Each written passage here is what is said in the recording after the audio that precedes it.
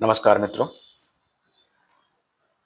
North node of the moon और south node of the moon, Rahu और Ketu. Não cessa do fim de semana. Não cessa do fim de semana. जी हाँ मित्रों, आज हम बात करने वाले हैं अपने इस वीडियो में राहु और केतु की, कि राहु और केतु किस तरीके से इम्पैक्ट करते हैं, किस तरीके से हम फल देते हैं। वैसे बेसिकली हम और आपके जो जहन में एक भ्रम जो बना हुआ है कि राहु हमारी जन्म पत्रिका में अगर एक्टिव हो गया है तो कहीं ना कहीं वो हमें नुकसान करेगा, कहीं ना कहीं हमें इतना कंफ्यूजन क्रिएट कर देगा कि हम सही निर्णय नहीं ले पाएंगे और हम गलत निर्णय लेते लेते हम जो है डाउन ऑफ द फॉल हो जाएंगे। इसके अलावा एक केतु के विषय में जो एक भ्रम बना हुआ है कि यार केतु एक्टिव हो चुका है हमारे हमारे वर्क चार्ट में, अब तो यार बड़ी समस्या हो जाएगी कि यार कि हम तो हर चीज में लेट गो करेंगे एंड दूसरे हम तो कुछ कर ही नहीं पाएंगे और हम तो अब बर्बाद हो गए। या मान लीजिए अगर राहु आपके 7th हाउस में बैठा हुआ है तो हम सोचेंगे यार अब तो मेरी मैरिज बची नहीं पाएगी, एक्टिव है तो राहु, अब तो जो है डिवोर्स होना तय है। या फिर 10th हाउस में राहु अगर है तो कहीं ना कहीं हम सोचेंगे यार ये तो अब तो हमारा प्रोफेशन चला गया, नौकरी चली जाएगी, काम धंधा ठप हो जाएगा। इस तरीके की चीजें हमारे मन में हैं। कहीं ना कहीं किसी हद तक ये चीजें, मैं ये नहीं कहूंगा कि 100% ये चीजें गलत है, लेकिन तरीका है इन चीजों का कि देखिए एज पर एस्ट्रोलॉजी में आपको देखो एक प्रिंसिपल है एस्ट्रोलॉजी का कि भी कोई भी ग्रह खराब नहीं होता, हर एक ग्रह आपको अच्छा फल देते हैं, हर एक जन्म पत्रिका में अच्छे योग होते हैं, हर एक जन्म पत्रिका अच्छी होती है। अब डिपेंड करता है हम पर कि हम उसको कैसे यूज कर सकते हैं, भाई हम उसका यूटिलाइज कैसे करें। अब राहु है, जैसे मैंने राहु की बात छेड़ी, तो फिर राहु क्या है? देखिए राहु एक इल्यूशन है, राहु एक धुआं है, राहु एक जाल है, राहु आपके लिविंग स्टैंडर्ड को ऊपर उठाने की एक सोच है। राहु राहु आपको वो एनर्जी देता है, आपको वो थॉट ऑफ प्रोसेस देगा कि आप बहुत बड़ा सोचें और फिर उसको अप्लाई करें। ये राहु का कारतत्व है, राहु का सिग्निफिकेंस है। राहु अनऑर्थोडॉक्स है। Não cessa do fim de semana. Rahu out of the box जाकर डिसीजन लेने की जो है एनर्जी है। तो इस तरीके का राहु का एक सिग्निफिकेंस है। केतु क्या है भाई? राहु देखिए एक चीज और रहेगी, राहु राहु अटैचमेंट है, मतलब जुड़ाव है। केतु क्या है? केतु डिटैचमेंट है। Não cessa do fim de semana. Ketu अलगाव करता है, केतु स्पिरिचुअलिटी है, केतु आध्यात्मिकता की एक डीप लहर है, एक डीप वेव है, ये केतु है। ठीक है, केतु डिटैचमेंट करता है, कहीं ना कहीं अलगाव उसका एक सिग्निफिकेंस है, ठीक है, लेकिन ये जरूरी नहीं है कि आपको अलगाव को देगा ही, ठीक है। आप राहु की जो है प्लेसमेंट को समझिए और उसके अकॉर्डिंग अपने आप को ढाल दीजिए, क्योंकि देखिए ग्रह है, ग्रह हमारे हिसाब से नहीं चलेंगे, हमको ग्रह के हिसाब से चलना पड़ेगा, तभी हम उनको यूटिलाइज कर पाएंगे, तभी हम उनसे पॉजिटिव एनर्जी या पॉजिटिव रिजल्ट अपनी लाइफ में हम ले पाएंगे। एक सीधा सिद्धांत है एस्ट्रोलॉजी का कि ग्रह के अकॉर्डिंग हमें रहना है, ग्रह हमारे अकॉर्डिंग नहीं रह सकते। सिंपल सा फॉर्मूला है, सिंपल सा प्रिंसिपल है। अब मैं राहु की जो बात कर रहा था, मान लेते हैं एक राहु है, राहु के लिए एक वर्ड मैंने कॉमन एक वर्ड यूज किया जाता है कि अटैचमेंट। अटैचमेंट मतलब जुड़ाव। अब राहु किसी का 10th हाउस में है, एक एग्जांपल के थ्रू मैं समझा रहा हूं राहु क्या कर सकता है।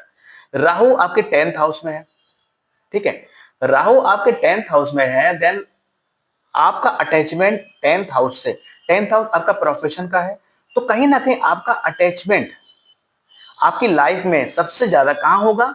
आपके प्रोफेशन में होगा। आप दिन रात अपने प्रोफेशन के बारे में सोचेंगे, दिन रात उस पर आप काम करेंगे, दिन रात आप अपने प्रोफेशन को ऊपर बढ़ाने की सोचेंगे, क्योंकि आप अटैच हैं प्रोफेशन में, सबसे अधिक समय आप अपने प्रोफेशन पे देंगे। ये बात कभी सिर्फ प्रोफेशन पे लागू नहीं होती, जन्म पत्रिका के जिस भी भाव में राहु बैठेगा उस भाव से वो आपको बहुत अधिक जोड़ेगा। और अगर आप उसके नेगेटिव चलेंगे तो कहीं ना कहीं आपको बैड रिजल्ट मिलेंगे, नेगेटिव रिजल्ट मिलेंगे। 10th हाउस है, उसमें राहु बैठा हुआ है। अगर आप नौकरी कर रहे हैं तो कहीं ना कहीं आप नौकरी में दूसरों से अच्छा करने की सोचेंगे। आप दूसरों की अपेक्षा ज्यादा टाइम अपनी जॉब को देंगे और कुछ ऐसे काम करना चाहेंगे कि आपकी छवि अलग हो, अलग बने, आपको प्रोग्रेस मिले, आपका नाम हो, आप फेमस हो, कि आपका जो विभाग हो उसमें सब आपके कार्य की सराहना करें। या आप व्यापार कर रहे हैं तो आप व्यापार के बारे में दिन रात सोचेंगे और उस व्यापार को आप बहुत हाई लेवल पे ले जाने की सोचेंगे, हमेशा उसमें लगे रहेंगे, हमेशा कुछ ना कुछ आप उधेड़-बुन या कुछ ना कुछ ऐसे काम करते रहेंगे कि कहीं ना कहीं आपका जो व्यापार है वो ऊपर जाए। राहु विदेश का कारक भी है, तो ये भी पॉसिबिलिटी देखो यहाँ बनेगी कि आप अपने व्यापार के माध्यम से या अपने व्यापार के कुछ आउटपुट्स को आप विदेश से लिंक कराएं या कहीं ना कहीं विदेश से आप कनेक्ट भी हो, ये भी उसका एक पॉजिटिव इफेक्ट है। ये राहु का एक सिंबॉलिक डेफिनेशन है कि राहु 10th हाउस में है, आपको आपका मन करेगा, आपको वो 10th हाउस में आपको टोटली अटैच करेगा। अगर आप अटैच नहीं होते हैं देन दिक्कत आएगी आपको।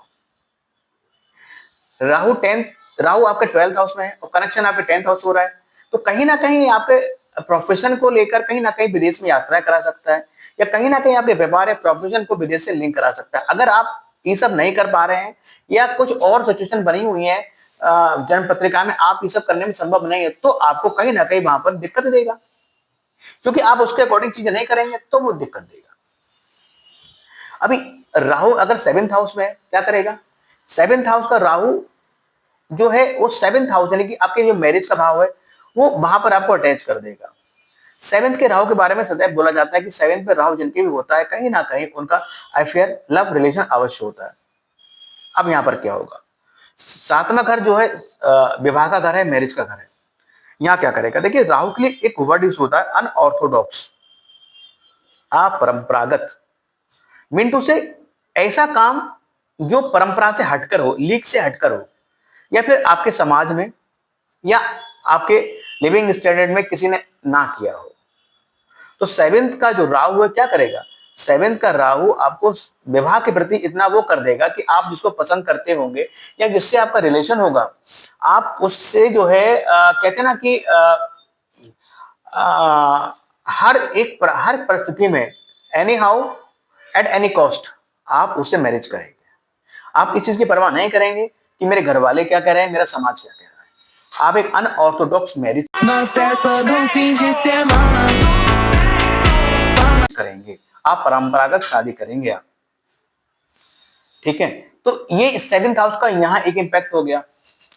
अब देखिए केतु की बात करते हैं, या फिर यहीं पे थोड़ा सा हम एक चीज और ले लेते हैं, अनऑर्थोडॉक्स मैरिज। अगर 7th हाउस में जो राहु लेकर बंदा बैठा है और वो अनऑर्थोडॉक्स मैरिज अगर नहीं करेगा तो यकीन मानिए उसका वैवाहिक जीवन नरक से बदतर हो जाएगा। लिख के रख लीजिए। ये कहने का तात्पर्य यह है कि 7th का राहु जो है अनऑर्थोडॉक्स मैरिज, या कह लीजिए अनऑर्थोडॉक्स मैरिज ही आपके 7th हाउस में जो लोग राहु लेके बैठे हैं उनके वैवाहिक जीवन को बचाता है। सीधी सी बात है। बात करते हैं केतु। केतु क्या करता है? केतु डिटैचमेंट देगा। केतु कहीं ना कहीं चीजों में कहते हैं ना फेरबदल करेगा। केतु आध्यात्मिक भी है, नो डाउट। केतु अगर 10th हाउस में किसी के है तो क्या होगा?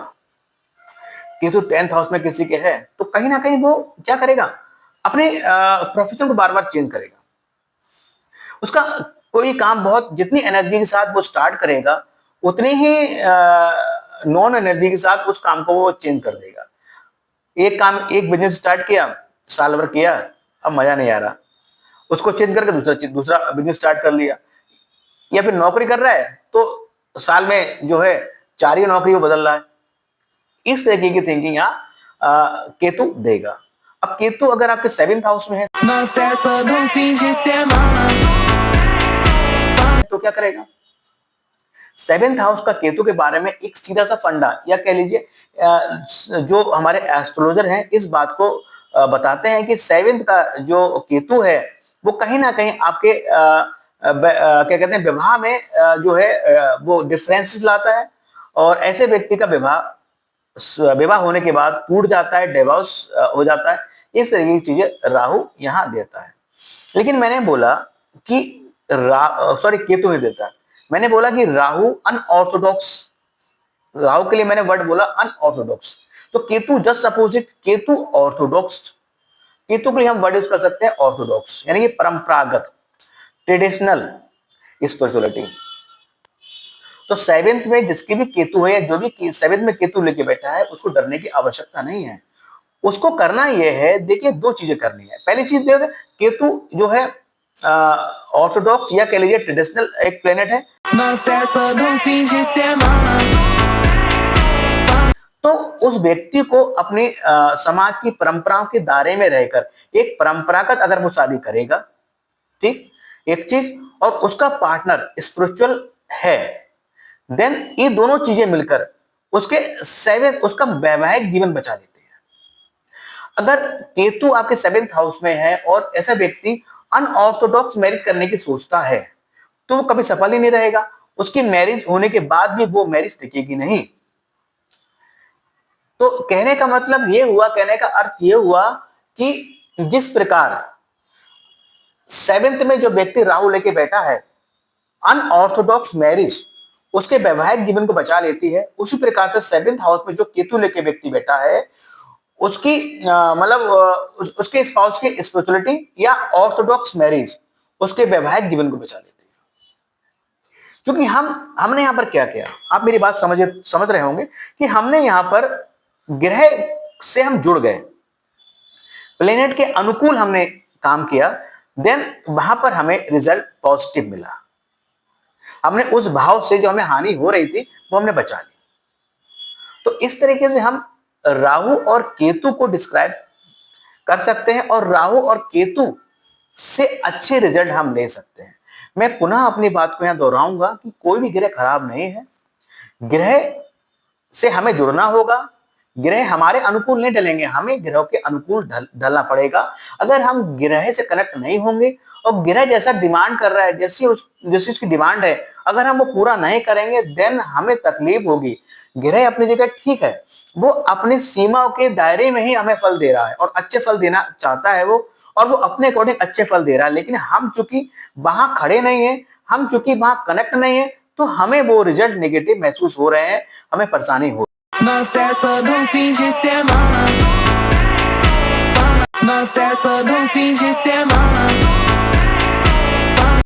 तो एक छोटा सा प्रयास था कि राहु और केतु के बारे में हम जानें, और उनके बारे में जो हमारे दिमाग में भ्रम व्याप्त है, कहीं ना कहीं उसके प्रति हम जो है अवेयर हो और समझें कि हम किस तरीके से इन ग्रहों के अनुकूल खुद को ढालकर हम इनकी पॉजिटिव रिजल्ट या पॉजिटिव एनर्जी हम ले सकते हैं।